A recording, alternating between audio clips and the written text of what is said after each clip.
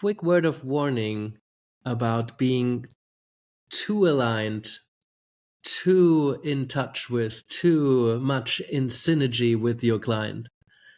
It feels counterintuitive because really what we want when we coach someone or when we're with anyone that we are, feel committed to helping in some way is that we want to really be on the same wavelength. But when we are on the same wavelength, there's no more friction.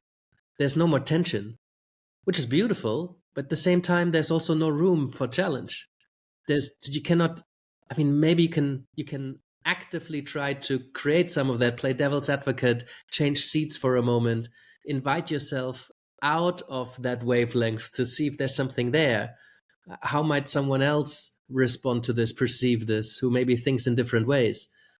But that's the coach actively trying to get off the same wavelength, even if it's just an exercise, because there is so much value in receiving challenge and being invited to think outside of what you're currently thinking of, right? But it's really tempting to stay within that because it feels so good to be vibing at that level with a client. But you risk being unable to challenge them. And so there's a dark side to too much synergy. And we were reflecting on this in a recent supervision group. It's like, can there be too much synergy?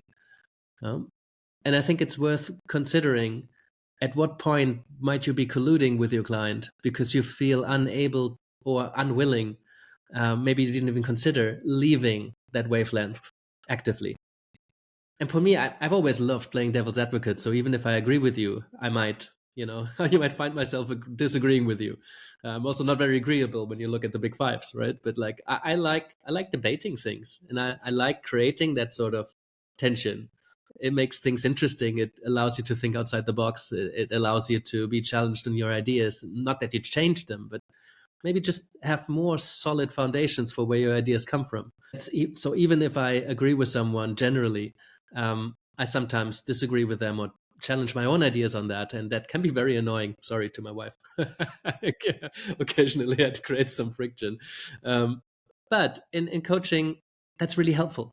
So hence, quick word of warning when you feel you're agreeing too much with your client. I had to stop a coaching engagement once because I couldn't get myself off that wavelength because I really, really, really liked everything that client was doing, but it wasn't working out for them. So I'm like, I don't think I can no longer effectively help you because I'm too involved. Clearly, I'm too aligned. I like you too much and what you're doing. I wasn't really the right coach for them anymore. They needed some challenge, and I felt I wasn't able to do that authentically anymore. So hence, my invitation is to reflect on if it's going really well, maybe it's going too well. There's some value in not being on the wavelength or choosing to get off it.